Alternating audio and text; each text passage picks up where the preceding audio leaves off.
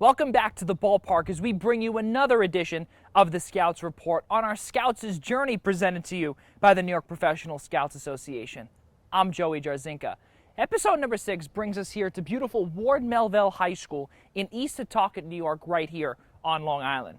Following a week indoors due to inclement weather, we head back outdoors this week and we dive into the illustrious career of our good friend and New York Mets area scout, Larry Izzo. Originally starting out as a two-sport athlete playing baseball and basketball at Farmingdale State College in 1965 and 66, Izzo was a catcher under the likes of Farmingdale Hall of Famer Dick Vining. Following his time as a student athlete, Larry would go on to join yet another Hall of Fame coach in Kenny Rocco, this time as an assistant coach. Working in the game of baseball for nearly 4 decades, Izzo has held numerous roles, beginning with the Major League Scouting Bureau, followed by stints with the Texas Rangers, Montreal Expos, Washington Nationals, and the Arizona Diamondbacks. He has a World Series ring to prove it in 2001 from the desert. But just 8 years following his former employer achieving their biggest prize that baseball has to offer, Izzo would earn his biggest prize in signing Stony Brook native and left-handed pitcher Steven Matz. Matz would be drafted 72nd overall in the second round of the 2009 Major League Baseball draft. A lot of the Mets' scouts were expecting the native Long Islander to disappear off their draft board well before pick number 72. Apparently, according to an NJ.com article written in 2005 about the aforementioned Matz, they believe they got him due to, in large part, because of the lack of talent that's produced in this part of the Northeast. Well, I think it's safe to say that Steven has broken that thinking and that Long Island baseball stereotype. Following stints up the Mets' farm system ladder, Matz would make his Major League debut on June 28, 2015 against the Cincinnati Reds. He became the first Long Island high school pitcher to make his MLB debut with the New York Mets since Ray Searage did it in 1981. Anyway, following his 4-0 win-loss record to start off his professional career, he would go on to average a 4.02 ERA all the way to 2020 due to, in large part, numerous injuries. But something we forgot to mention in 2015, as a rookie, he would go on to play a monumental part in the Mets winning the National League pennant, and not to mention pitch exceptionally well in the World Series against Kansas City. Let's take a look back to some highlights from his 2015 campaign and his start in the Fall Classic. Here's Steven Matz. Wasn't that long ago, he was trick-or-treating. He's 24 years old. Our second round pick. Runner goes. Struck him out. No throw. And they're going to say interference and call them both out. Zobrist crossed the plate after the swing and the miss. Well, you didn't get an argument from Zobrist. Now, there could be incidental contact. You got to allow that catcher to lane, but I think he's fallen back away from the throw. One down. Strikeout number 2. 2 out.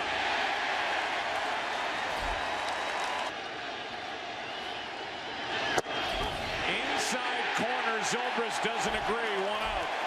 Strikeout number 4. For the 96 Yankees. That's strike 3 on the inside corner again. Into right. Granderson back to grab it. 2-1. As the Royals get on the board. Steven Matz takes the mound for the first time at Citi Field. 24 years old. 6 years removed from having been drafted. Missed 3 years of action because of that Tommy John surgery, and now finally gets to stand on the Citi Field mound. 1-2 coming. And Bird goes around, strike 3. Smith. And the curveball got him looking. And he gets Phillips chasing the chain of Votto. Strike 3 call. Home run. Comebacker, chance for 2. Tejada with the turn, 1-6-3 double play. Matz out. Ground ball slowly hit. Tejada to Flores, the turn, in time double play. And Matz gets exactly what he needs. He struck him out. That's driven to center by DeJesus, chasing over as Siciliani, and quickly there are 2 out. So after 110 pitches, Matz's day will come to an end. and he'll get one more standing ovation. And Steven Matz makes his second big league start. And Kendrick goes down on the swinging on the high. Strike three call. And he finally puts Bolsinger away with a left swing, and Hernandez goes down on strikes. Big swing by Hernandez, and he's down on three. Strike three called, and 8 strikeouts for Steven Matz. Impression. Gordon runs again. Yelich strikes. There's the curve. Career hits, and Matz makes quick. Good one against Gillespie. On the inside corner. Got not done for the day. Strike three call. Matz picks off the outside corner. Matz taking the mound on an unseasonably warm September night to take on the New York Yankees. It takes the curveball for strikes out.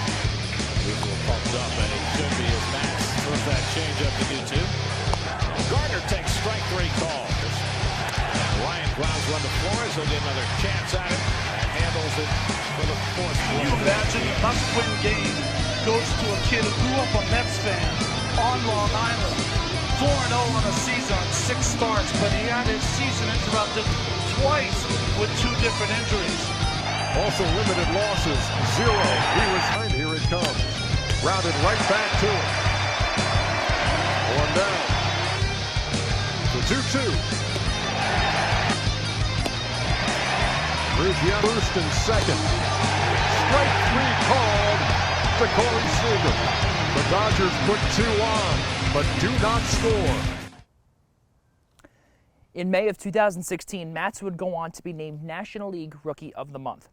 You're probably wondering why I'm holding a sandwich, but when Matz was in high school, he would always travel to a deli not too far from here called Seaport with his teammates and get a specific sandwich, known as the Steven Matz nowadays.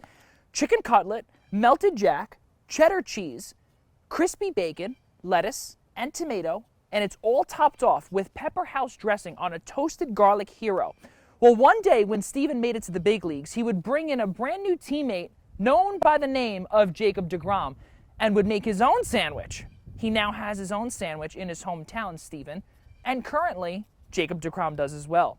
In 2013, the New York Mets would select left-handed pitcher from Ward Melville High School, Anthony Kay. Ward Melville, that's right here. He pitched right there. In the 29th round of the 2013 Major League Baseball draft, the native Long Islander would spurn the Mets and head off to the University of Connecticut. Was it a smart idea? Quite possibly, because as a junior, Anthony would go 9-2 and tally a 2.65 ERA and record 111 strikeouts. So you'd figure he'd become a top prospect in next year's draft, wouldn't he? Well, he did, because in 2016, Larry Izzo would assist Mike Pesci in signing Anthony Kay in the first round, as the Mets would select him 31st overall. Hold on a minute, 31st? There's only 30 teams in Major League Baseball. But we forgot our old friend Daniel Murphy. When he signed with the Nationals, there would be draft compensation. And that's when the Mets would use that pick to grab the lefty. This past March, Izzo spoke to Access Baseball and tell them, quote, Anthony Kay's changeup is one of the best I've ever seen, end quote. With that being said, Kay would go on to have Tommy John surgery on October 4th, 2016, and he wouldn't appear in any games for the Mets' organization all the way until 2018.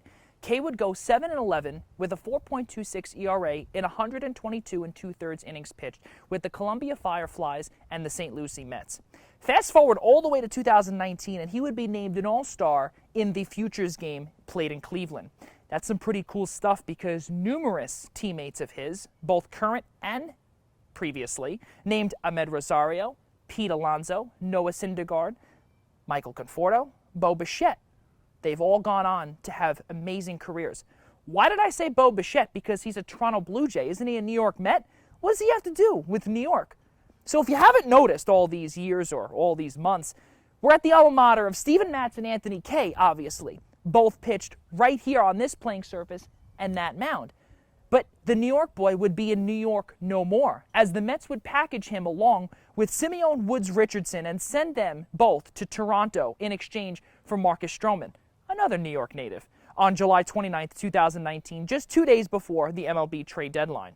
Anthony would earn a Major League start on September 7th, just last season, and make his debut against the Tampa Bay Rays. Take a look back to Kay donning the Jays uniform and pitching inside the Trop late last season. Lefty for the Blue Jays will make his big league debut after coming over from the Mets in the Marcus Stroman trade. Breaking ball called, strike three. Boy, you don't see that very often from Austin Meadows. Has a knee buckler as he gets his first big league strikeout. One of the hottest hitters in the game. Anthony Kay is a big leaguer. Watch his breaking ball. Look at Meadows. He ducks out of the way and it breaks right over the heart of the plate. And there's another strikeout. Nice. There's a called strike three.